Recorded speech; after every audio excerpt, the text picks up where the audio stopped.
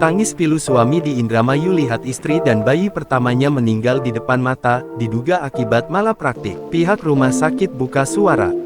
Tarsun 30, warga desa Kertawinangun, Kecamatan Kandang Haur, Kabupaten Indramayu tak kuasa menahan kepedihan.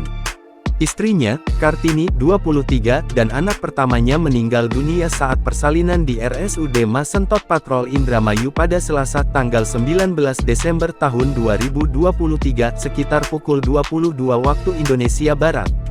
Pihak keluarga dalam hal ini sangat kecewa dengan pelayanan rumah sakit.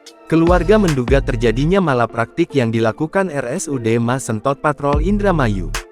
Untuk meluapkan kekecewaan itu, keluarga melakukan siaran langsung di rumah sakit hingga akhirnya viral di media sosial.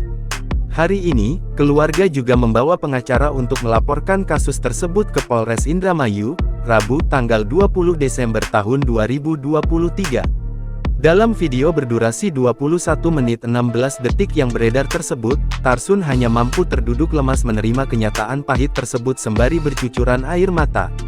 Saat melakukan pelaporan ke polisi, raut kesedihan juga masih tampak dari ayah yang baru saja kehilangan istri dan anak pertamanya itu.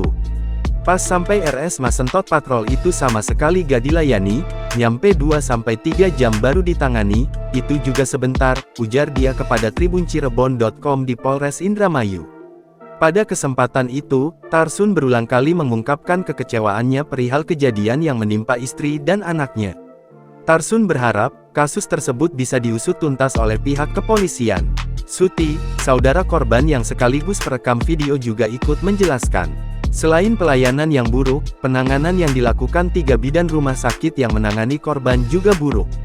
Suti menceritakan, penanganan yang buruk itulah membuat saudara dan bayi yang dilahirkannya meninggal dunia.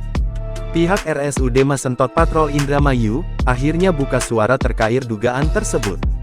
Direktur Utama RSUD Masentot Patrol, Dr. Ndaru, menjelaskan, dalam kejadian itu, pihaknya mengeklaim telah menangani bayi tersebut sesuai SOP.